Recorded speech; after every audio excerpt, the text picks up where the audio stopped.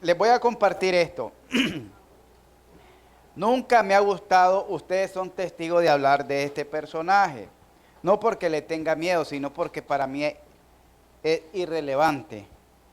Me gusta hablar más de Cristo, hablar más de Dios, hablar más del Espíritu Santo. Pero vamos a conocer a este personaje porque es parte de la formación del creyente. Cuando digo la formación del creyente, es que el creyente, dentro de las doctrinas que conoce, dentro de las enseñanzas bíblicas que conoce, debe conocer la enseñanza sobre este personaje. Este personaje es llamado Satanás. Satanás. Esta es una doctrina sobre esta figura, ¿verdad? Que vamos a conocerla con detalles para que usted pueda identificarla, porque vamos a ver quién era Satanás, el origen de Satanás. Hay gente que cuando usted va a predicar le pregunta, ¿y por qué Dios creó al diablo? Y si Dios es poderoso, ¿por qué no lo destruye y ya se acaba la maldad? Y si Dios sabía que el diablo iba a tentar a Eva, ¿por qué no lo destruyó antes que tentara a Eva? Y hacen preguntas cuestionantes que no dejan de ser preguntas, pero que nosotros como cristianos a veces no tenemos la respuesta. Y nos quedamos, o decimos, las personas prudentes, si no sabe, se queda callada. Y hay otros por no quedarse callado y por demostrar que maneja el tema, dicen cualquier cosa. Y lo he oído. Y entonces, uno debe ser lo más bíblico posible. Lo más bíblico posible. Vamos a ver Satanás, su realidad, origen, poder y destino. Su realidad, su origen, su poder y su destino. Aparte del Dios Todopoderoso, Satanás es considerado en las Sagradas Escrituras como el poder más grande en el universo. Para muchos, hoy día, Satanás es asunto de burla y el tema de muchos chistes. Pero Satanás no es chiste. Él es verdadero y cada vida humana es influenciada por él de una forma u otra. Este estudio importante le ayudará a reconocerle como de veras es y cómo vencerle. Si usted no conoce a su enemigo con facilidad lo va a atacar. Por ejemplo, vamos a poner un ejemplo hipotético. Usted se sube al bus, la 110 a las 7:30, 8 de la mañana. Cuando ya va de Rubenia al Güembe. Eso es un embutido completamente, que la gente va colgada. Y si usted no conoce a los carteristas, usted lo siente amistoso, porque le tapa con el codo, que le pone la mochila de frente, que usted siente que lo aprieta y le hace ay, me están apretando, y cuando mira, le rajaron la mochila, le sacaron la cartera. Me recuerdo uno que yo iba en la 19 y llegando a la parada, él se subió, los carteristas se subieron en la parada de la estación 5 de policía, y yo los miré, y yo me hice parar al centro porque no iba a ser lento. Y ellos se suben y va un chavalo con audífonos. Desde que lleva audífonos saben que lleva un celular bueno. Y van a la orilla de la puerta y se suben y lo aprietan y esto. Y ay, le dice, oye, me van sacando, le dice, el celular. ¿Quién te está robando? Sos loco, chaval. Y sigue el chaval de Juanón. Está viendo que lo están salvequeando. Y sigue de Juanón oyendo música. Y cuando vuelve a verle, no tenía música en los audífonos. Me robaron, párate. Solo corrieron una parada de la estación 5 a la del Quexal. Una parada. Y ahí se bajaron y se fueron. No conocía a su enemigo, le robó, lo asaltó en su propia cara. Si usted no conoce quién es Satanás, también lo va a destruir en su propia cara. Si usted no conoce las artimañas del diablo, lo va a salvequear. Dice Pablo, porque en 2 Corintios capítulo 2, creo que el versos 8 o 9, porque no ignoro las maquinaciones de Satanás. Cuando usted no ignora, decía un jefe que tuvo Ivania, que era cristiano, el doctor Elías Rocha, nunca se me olvida ese ejemplo que nos dio en una situación que estaba pasando Ivania. Le dijo, en guerra avisada no muere soldado. En guerra avisada no muere soldado. Si usted camina avispado, si usted camina entendido de los tiempos, entendido de quién es su enemigo y cómo opera su enemigo, entonces usted va a poder mantenerse en pie. La importancia de esta lección, en cualquier conflicto es importante conocer el enemigo y conocer su método de operación. Satanás es el enemigo mayor de Dios y del hombre. Por consiguiente, es de mayor importancia que aprendamos acerca de él y cómo podemos derrotarlo. Satanás nos detiene o detiene al hombre de venir a Cristo. Si no tiene éxito en eso, entonces trata de anular nuestra vida cristiana y nuestro testimonio. Cuando está la predicación y la gente siente el llamado de Dios, Satanás le siembra una idea y una duda. A eso la Biblia le llama dardos de fuego. Le siembra la idea, le siembra la duda y lo primero que le hace sentir a la persona, Dios no es juguete, vos estás jugando. O no vas a poder, esto no es para vos. Si vos sos pecador, vas a seguir en la misma. ¿Para qué vas a pasar si vas a seguir haciendo lo mismo? ¿Para qué vas a pasar si seguís de loco? ¿Para qué vas a pasar si seguís de mal hablado? Vos no vas a cambiar. Bueno, esas son las dudas que pone Satanás. Y si no logra detenerte, y tú dices contra todo eso, no, yo voy y me entrego a mi Señor. Comienza Satanás a desvirtuar tu vida cristiana y a tratar de dañar tu testimonio. Y el primer ring, por decir así, de boxeo, es tu familia. Y te dice, ahora es cristiano. Ahora soy el santulón. Ahora soy esto. Ahora soy aquello, porque están viendo que estás cambiando tu vida. Que ya no sos copartícipes de aquellas actividades meramente mundanas. Y entonces comienzan a señalarte. Y comienzan a insinuarte, comienzan a ofenderte, comienzan a calumniarte y esperan que como sos cristiano, te quedes callado. Pero si ya respondes, ahí está, oigan a la cristianita, ahí está, ella es la santulona, y óiganla. Así les agarra, y en la familia, hermano. Ya no digamos en el vecindario, ya no digamos en el colegio, ya no digamos en el centro de trabajo. Somos el blanco de Satanás, el blanco de este mundo, usado por la influencia de Satanás. ¿Para qué? Para hacernos sentir mal, hacernos sentir culpables, y como ya tuvimos esa mala experiencia, ¿para qué voy a ir al culto si yo no puedo?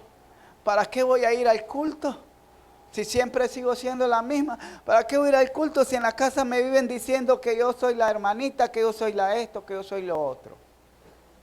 Satanás ya terminó la mente. Y tenemos que conocer eso muy bien, porque yo creo que todos hemos pasado por ello. De alguna manera, y si no lo ha pasado, espere que pronto lo va a pasar. Durante este estudio ahí lo va a pasar. Satanás, ¿verdad?, quiere destruir nuestra vida cristiana y nuestro testimonio. Es importante que aprendamos cuáles son los métodos que usa para lograr estos fines, a fin de que podamos ser salvos y vivir vidas triunfantes. ¿Por qué están vacías las sillas? Porque Dios les dijo que no vinieran. Si tenían un asunto importantísimo que hacer, está bien. Pero Dios no les dijo que no vinieran. Quien les puso en la mente que no vinieran fue Satanás. Dios no. Porque Dios dice, no dejen de congregarse. Satanás te dice, ¿y qué vas a ir a hacer? ¿Y qué vas a ir a hacer? Si, pastor, ¿no te aburre oír al pastor predicar? ¿Qué va a ir a hacer? Lo mismo dicen todos los días. ¿Y qué va a ir a hacer si después venís peleando? O venimos peleando. ¿Para qué vamos a ir? Ya saliendo de la iglesia ya comenzamos el bochinche. Para que oiga esto, precisamente, que es Satanás quien le mete eso en la mente. Y vamos a darnos cuenta a quién entonces queremos seguir, a quién queremos obedecer, a quién queremos servir. La derrota de Satanás por la muerte. Oiga bien, esto es importante que lo conozcamos. Satanás ya fue derrotado, pero lo derrotó Cristo. Ahora necesita usted y yo que seamos nosotros los que lo derrotemos. La derrota de Satanás por la muerte y la sangre derramada de Cristo y nuestra liberación personal de su reino, nosotros ya fuimos liberados del poder de Satanás, del reino de Satanás. Dice Colosenses 1:14 que Dios nos liberó de la potestad de las tinieblas, de los poderes de las tinieblas y nos trasladó al reino de su amado Hijo. Es importante que comprendamos bien esta verdad para que podamos ser partícipes plenos de esta victoriosa gloria. Primero, la realidad, esta era la introducción, la importancia de la lección. La realidad de Satanás. Vamos a la realidad de Satanás. El diablo no es omnisciente. Omnisciente es que conozca nuestros pensamientos, sino que él nos lanza dardos de fuego. Dardos a la mente que son pensamientos. Y él, por ejemplo, es como que usted le diera, como le dijera, fuera a pescar. No conocemos casi esa cultura, pero imaginemos, iba con la varita a pescar. Y lo primero que pone de cebo, que le llaman en el anzuelo, es un trocito de pan. Y miró que el pescado no agarró el pedacito de pan. Lo saca y después le tira un trocito de carne, miró que nada, lo saca y después le puso una mazamorra y miró que ahí, ¡plac!, mordió. Entonces, ¿con qué lo pescó? Con la mazamorra. Así entonces, de igual manera, no porque usted sabía cuál era la dieta del pescado. Usted no sabía cuál era la dieta del pescado. Usted no sabía cuáles eran los gustos del pescado. Usted no sabía qué es lo que atraía el pescado. Usted fue probando hasta que cayó. De igual manera, Satanás va probando, hasta que hace caer a la persona. No porque él conozca, no porque él sepa, sino que va, una vez que ya la hace caer, ya sabe entonces, ahí sí ya va conociendo la debilidad de aquella persona.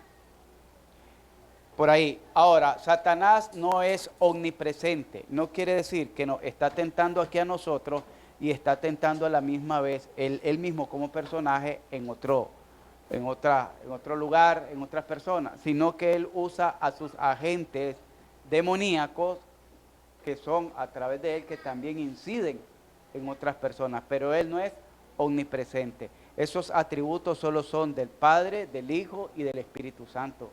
Por eso ellos son Dios.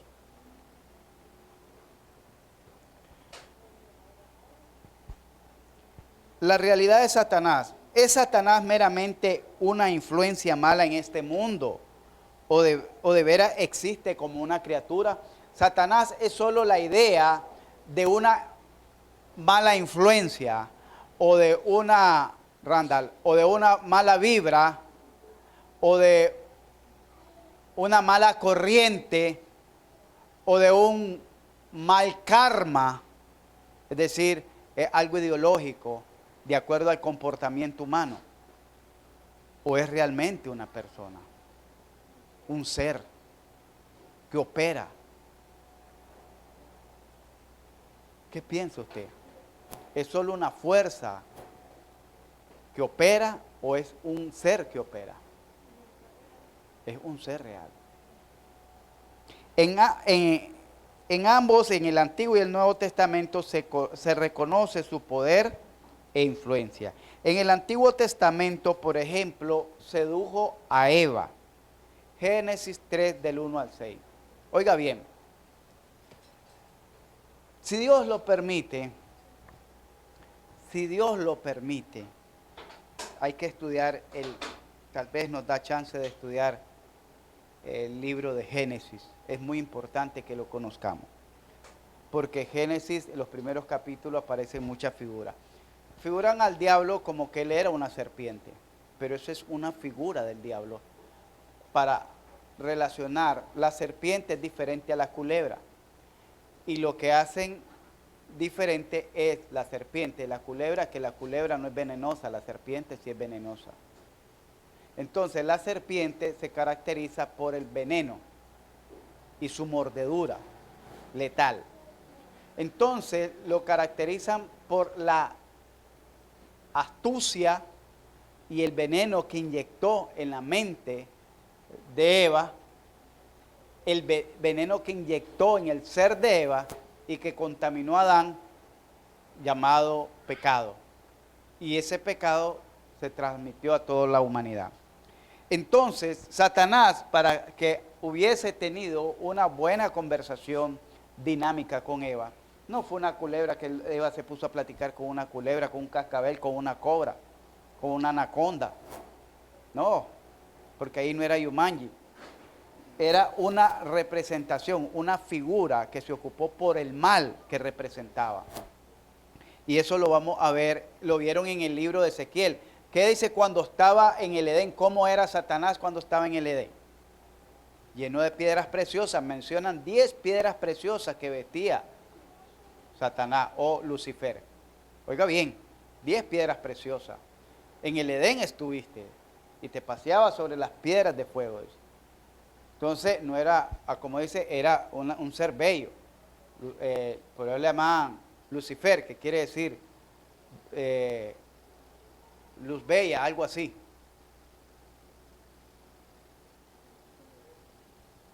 Sedujo a Eva en Génesis 3 del 1 al 6. Acusó y atacó a Job. Nosotros miramos que desde el capítulo 1 hasta el capítulo 2 nos habla del ataque indiscriminado que hizo contra Job. Provocó a David a contar el pueblo, a hacer un censo en el pueblo. Primera de Crónicas 21.1. En Primera de Crónicas 21.1 podemos ver cómo Satanás, a través de un dardo de fuego, incitó a David a censar al pueblo. La palabra Satanás en el hebreo tiene el mismo significado, la misma connotación que diablo en el griego. Significa lo mismo. Satanás hebreo, diablo en griego. Y ambos significa adversario. Quiere decir que Satanás es no su amigo, es su peor enemigo. Su enemigo. Si ha visto un enemigo y usted ha conocido ese enemigo, no me habla, no me aquí, pero sus enemigos, los que conocemos tal vez como enemigos, caminan alejados de uno. Él no va a caminar alejado de usted, porque es de aquellos enemigos que se lanzan contra usted para destruirlo a usted, para aniquilarlo a usted, para matarlo, para despedazarlo, para descuartizarlo.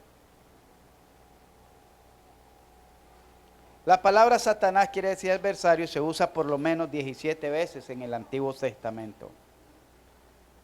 Ya leímos Ezequiel, en Isaías igual 14, del 12 al 17, habla también de este personaje.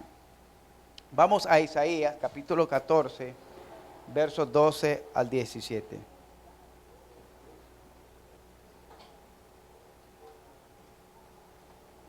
Dice así: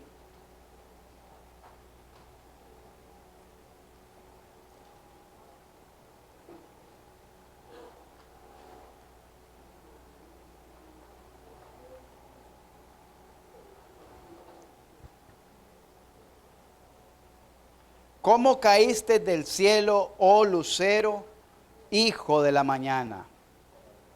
Cortado fuiste por tierra, tú que debilitabas a las naciones, Tú que decías en tu corazón, subiré al cielo en lo alto, junto a las estrellas de Dios, levantaré mi trono y en el monte del testimonio me sentaré a los lados del norte.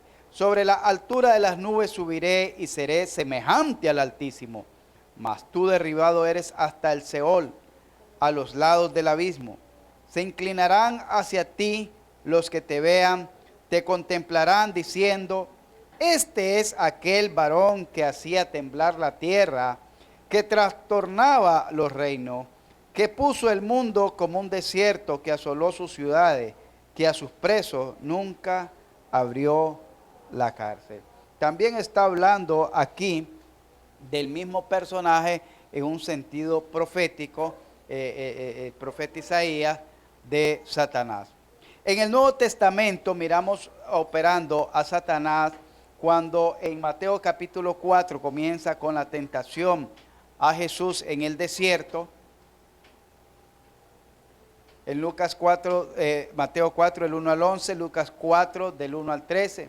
Ya que Cristo era sin pecado, 1 de Pedro 2:22, 2 de Corintios 5:21, no pudiera haber sido tentado por una mera influencia mala. Es decir, cuando dice que tentó, no es, ¿cómo le pudiera decir? Como nosotros los seres humanos, cuando llega la tentación es porque hay una vacilación. ¿Lo hago? No lo hago. ¿Me conviene? No me conviene. ¿Puedo? No puedo. ¿Verdad? Esa es la tentación. En Jesús no hubo esa vacilación, porque Él era sin pecado. Sino la tentación se refiere a la provocación de Satanás hacia Jesús. No a lo que entró a la mente de Jesús, porque no entró ninguna influencia maligna, sino a la provocación que Satanás le hacía a Jesús hasta el día de la cruz. Dejó de hostigar a Jesús. Estando todavía en la cruz, ahí lo estaba hostigando y le decía, si eres el Hijo de Dios, desciende y te creeremos.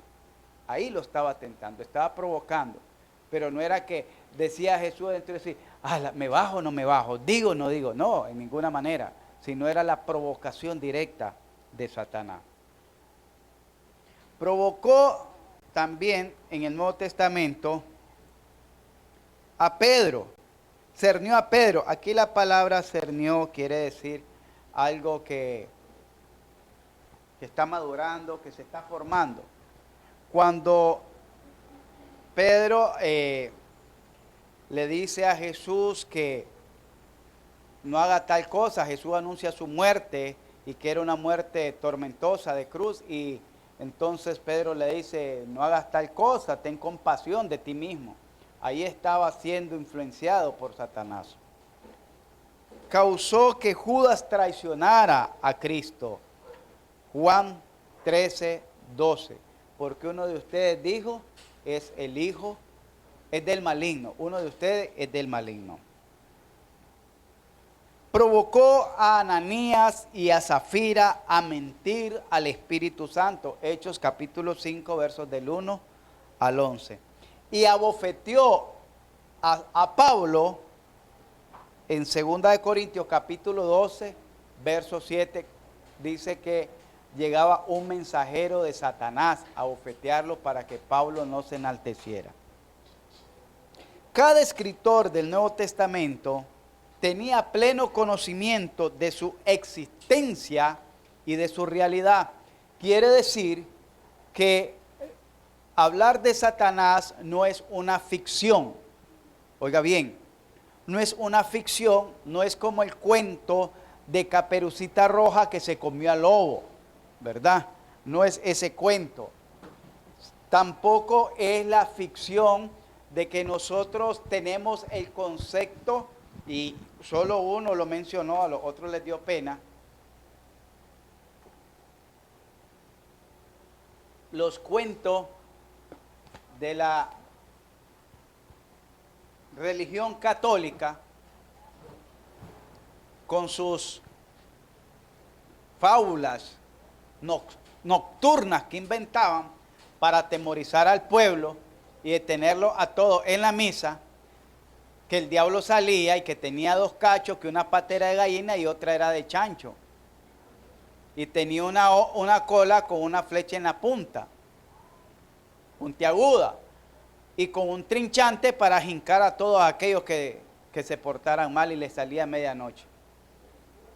Y entonces mandaban, para que no les saliera el diablo, tenían que caminar el rosario, tenían que caminar la Magnífica, que era una oración, tenían que caminar un amuleto católico y rezar el Padre Nuestro y esto y el otro para que... Entonces, todas esas fábulas, no es así el diablo. El diablo no espera, el diablo no quiere andar asustando a nadie. A la verdad que no tiene tiempo para andarlo perdiendo de esa manera. El diablo está para derrotar, destruir a los hijos de la luz. El diablo está puesto ahí esperando destruir nuestras vidas, destruir nuestra iglesia, destruir nuestra familia, destruir nuestros hogares. Ese es el trabajo que tiene Satanás. ¿Y para ello qué utiliza? Lo primero que utiliza son las falsas enseñanzas, las falsas doctrinas, porque son las falsas enseñanzas y las falsas doctrinas las que provocan un evangelio conformista. Un evangelio conformista. ¿Qué ocupa también? El desánimo. Cuando la persona cae en desánimo, está prestándose al juego de Satanás, porque Dios no desanima a nadie, al contrario, Él da ánimo al que ya no tiene ninguna, Él da fuerza al que ya no tiene ninguna. Es Satanás el que te roba tus fuerzas con desánimo. Oiga bien. Por tanto, cada escritor del Nuevo Testamento tenía pleno conocimiento de su existencia y de su realidad. Mateo, oiga bien, esto es interesante lo que le voy a enumerar estos 8 puntos. Mateo le ve como el tentador, le ve como la simiente del ladrón y el sembrador de la confusión. Oiga bien cómo mira Mateo al diablito, como le decía Don Diablito, le decía Cantinflas. Don Diablito. Mire cómo lo mira. Como el tentador. Mateo capítulo 4, del verso 1 al 11. La simiente del ladrón. Mateo capítulo 13, del verso 19 al 39. Y el sembrador de la confusión. Cuando hay confusión, división en una iglesia, no es por gracia de Dios, es por obra de Satanás. Cuando hay confusión en una congregación, no es por obra de Dios, porque Dios es unidad. Y dice que Dios no es Dios de confusión, sino Dios de orden. Oiga bien.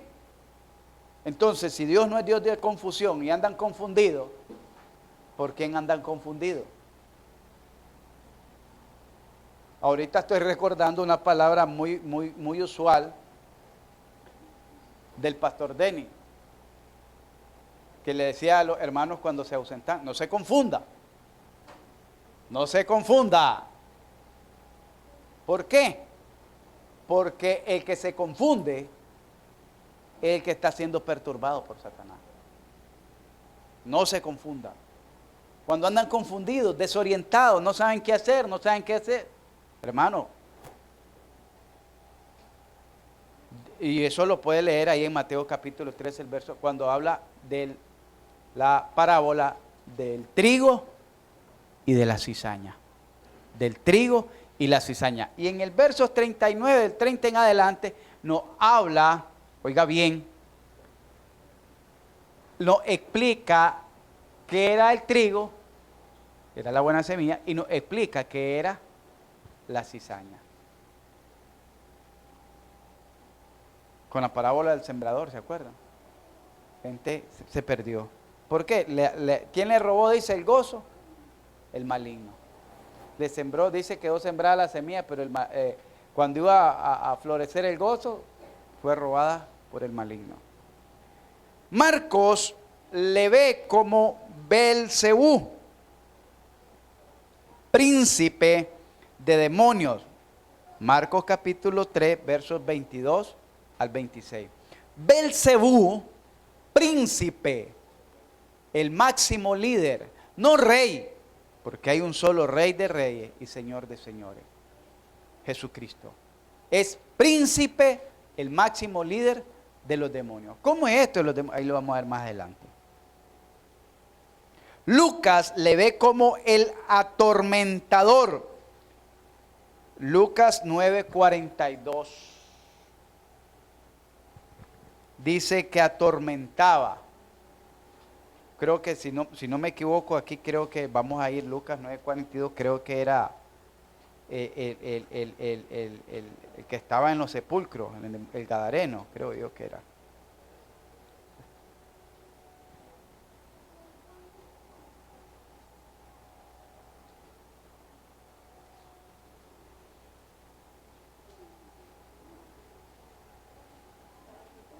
Nos dice, y mientras se acercaba el muchacho, el demonio le derribó y le sacudió con violencia, pero Jesús reprendió al espíritu inmundo y sanó al muchacho y se le devolvió a su padre. Dice que este era una... aquí es cuando dice que los discípulos no pudieron, después que venían, Jesús los manda a predicar. Se acerca un hombre y le dice a Jesús, mira, le dice, te traigo a mi hijo que cae en el suelo, echa espuma por la boca, que a veces cae en el fuego y se revuelca ahí. Y es gravemente atormentado y le dije a tus discípulos y ellos no pudieron. Entonces Jesús lo llama aparte y lo libera. Y después le preguntan a los discípulos que por qué ellos no pudieron. Entonces él le dijo, Jesús le dijo, esta generación, a la verdad que esta generación no sale sino es con ayuno y oración. Pero también dice que Lucas le ve como el atormentador y como el que aflige con enfermedades. Lucas 13, 16. El que aflige, yo creo que este es el pasaje donde una mujer fue sanada y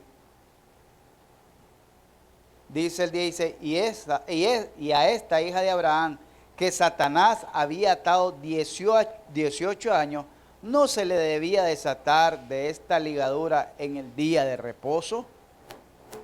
En el pueblo de Israel se conocía que muchas personas que sufrían de enfermedades graves, incurables, como la sordera, la ceguera, la polio, eran atadas por demonios. Ahora le pusieron nombre, ¿verdad? La poliomielitis, el síndrome de Down y todas esas eran atadas por demonios, por Satanás. Y dice que Satanás, pues, de esta manera atormentaba a esta mujer por muchos años y Jesús la liberó. Dice esta mujer que era también hija de Abraham, y si dice que era hija de Abraham, está hablando de que era una judía, una judía. Es por eso que los amigos pentecostés dicen y enseñan que un cristiano puede tener demonios. Lo que no entienden ellos es que los hijos de Abraham o los judíos eran judíos, hijos de Abraham, pero no eran todos hijos de Dios y todos no habían sido sellados con el Espíritu Santo de Dios. En cambio, la iglesia de Jesucristo, que es el cuerpo de Cristo, sí fue sellada con el Espíritu Santo de Dios. Y como cuerpo de Cristo, el cuerpo de Cristo no puede tener demonios. ¿Me entienden? Juan le ve como el padre de mentira y homicida, Juan 8:44. Como el príncipe de este sistema mundial, Juan 12:31. Como el padre de los incrédulos, primera de Juan capítulo 3, verso 10. Y como el engañador del mundo, Apocalipsis 12:9. Le estoy enseñando cómo cada uno de los autores del Nuevo Testamento figuran, representan a este personaje.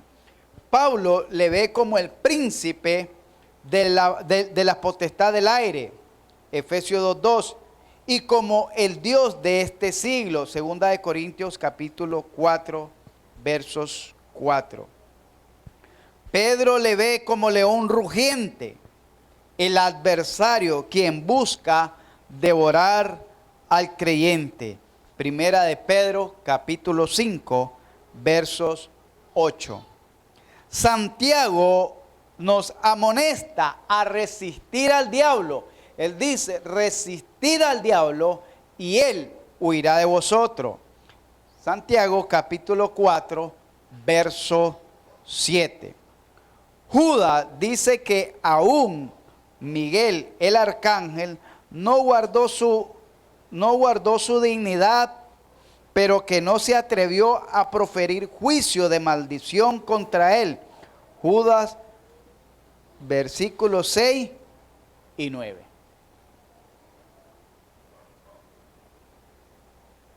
Características que se le atribuyen que solo podrían ser verdad, oiga bien, de una persona y no de una mera influencia. Cuando hablamos como persona, estamos hablando de no un ser humano, ¿verdad?, sino como persona. Es diferente. Las cualidades es lo que lo distingue. Por ejemplo, dice las personas y hablamos de las cualidades, ¿verdad? Dice, 1, Satanás tienta. Génesis 3 del 1 al 6 y Mateo 4, 1.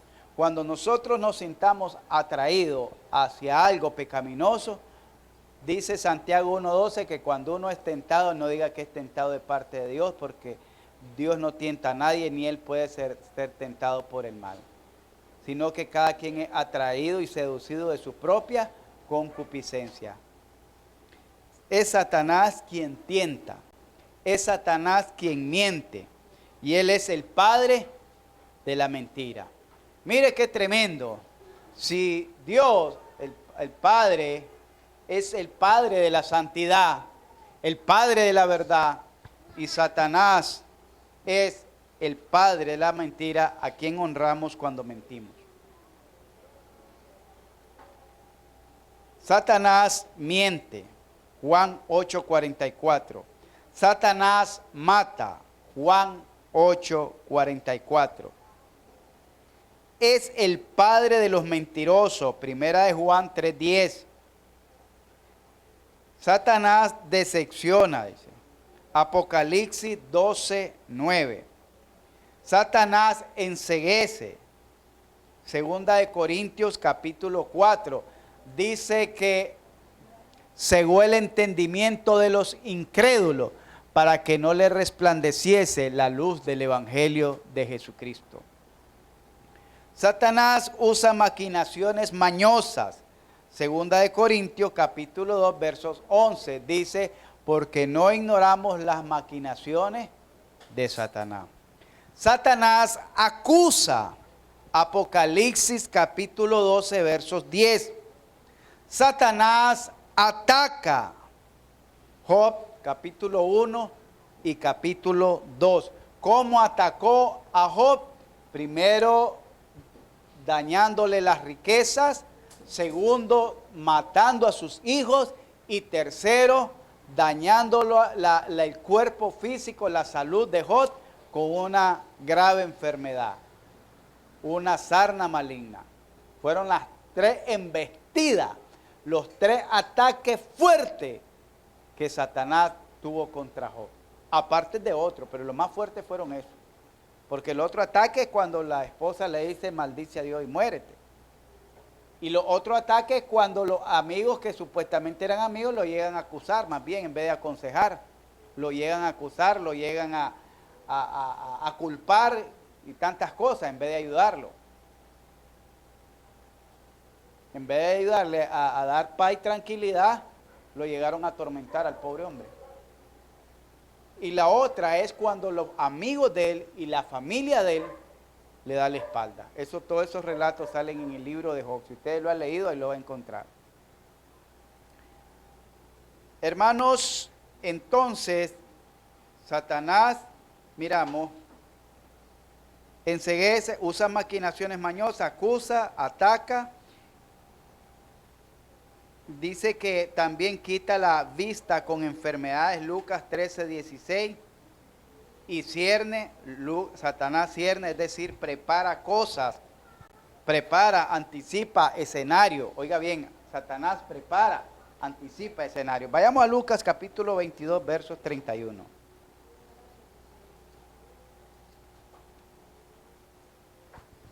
Dice así, dijo también el Señor, Simón, Simón, oiga bien, he aquí, Satanás os ha pedido para zarandearos como a trigo.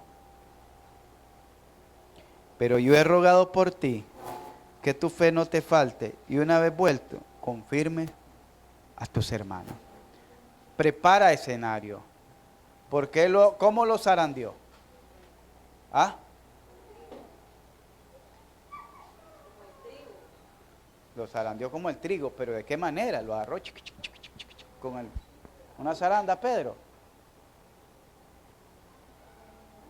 Con su fe. Con su fe. Zarandeó su fe. ¿Por qué lo agarra por ahí? Porque esa era la parte más fuerte de Pedro. Pedro caminó sobre el mar. Pedro le dijo a Jesús, Señor, tú eres, cuando le dijeron, ¿a quién iremos si solo en ti hay palabras de vida eterna?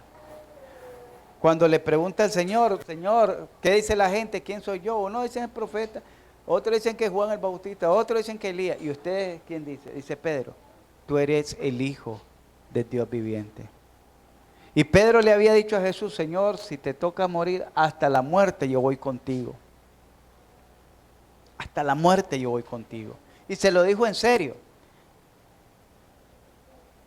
Pero entonces, ¿por dónde lo atacó Satanás? Por la fe. Pedro sabía que Jesús era el Hijo de Dios. Él lo creía, él lo sabía. ¿Qué fue lo que negó Pedro? Que él había andado con él, que él era uno de ellos y que él hablaba como ellos. Negó a su maestro, negó la compañía de sus hermanos y negó hasta la formación que había tenido. Pero hablas como uno de ellos. Porque ellos eran de Galilea y estaban en Judea. Judea era como la metrópoli, ¿ves? Y Galilea era como por decirle adelante de Guaslala para adentro, donde la gente ya tiene una entonación diferente de hablar. Y la gente de la montaña, del interior, tiene, le decimos nosotros, un deje para hablar.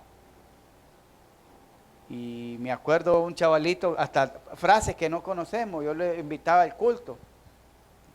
Y le decía, mirá, le digo, entra al culto, andá.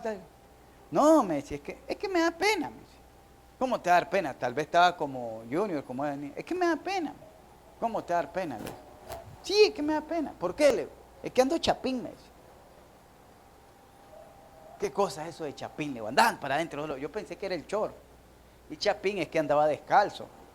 Entonces la gente del interior tiene una manera de hablar diferente a la nuestra, de pronunciar las palabras y de expresiones de vocablos que nosotros no conocemos. Entonces ellos le dicen, te oímos hablar como uno de ellos. Tú eres uno de ellos y tú anduviste con él. Y él lo negó 3 veces, ¿verdad? Entonces Satanás prepara, anticipa los escenarios. Oiga bien, por eso le digo, dice la Escritura, en guerra avisada no muere soldado. Cuando en nuestra familia hay escenarios caóticos, y presten atención a esto que les voy a decir. Cuando en nuestra familia hay escenarios caóticos o de contiendas, ya Satanás había preparado anticipadamente ese escenario. Ya lo había preparado. Solo era cuestión de tiempo. Y es lo que miramos nosotros aquí con Pedro. Si uno niega, dice, esta parte es interesante, por eso me dio a qué pensar. 4 minutos. Si uno niega, aquí terminamos, la existencia de Satanás, pareciera cosa irreal, pero dice, si uno niega la existencia de Satanás, anula de Cristo su testimonio y niega su deidad, no la de Satanás, sino la de Cristo. ¿Por qué? Eso lo miran en Mateo capítulo 3, verso 39, dice, y Juan 8, 44. Dice que cuando Satanás habla de lo suyo, habla. Y que él es el padre de la mentira. Mas yo he hablado, dice, verdad, y no me creéis. ¿Por qué anula el testimonio de Cristo? Porque quien habló más de 13 veces, creo, en el evangelio de Satanás, pues el mismo Jesús. El mismo Jesús enseñó acerca de Satanás. Si uno niega la existencia de Satanás, anula de Cristo su testimonio y niega su deidad. Niega la integridad y la autoridad de la Biblia. Son muchas las referencias en ambos testamentos, en el Antiguo y en el Nuevo Testamento. ¿Por qué? Porque los primeros personajes que aparecen en el Génesis, a ver, mencióneme los primeros personajes del Génesis. ¿Quién me los quiere mencionar? A ver, enumerar. Primeros personajes del Génesis, capítulo 1 al 3. A ver, ¿cuáles son los primeros personajes? Los principales. Adán y Eva. ¿Quién? La serpiente. ¿Pero quién es la serpiente? Satanás, el diablo. ¿Quién más?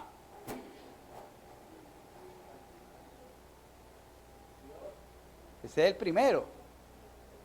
En principio creó. Ese es el primero que aparece.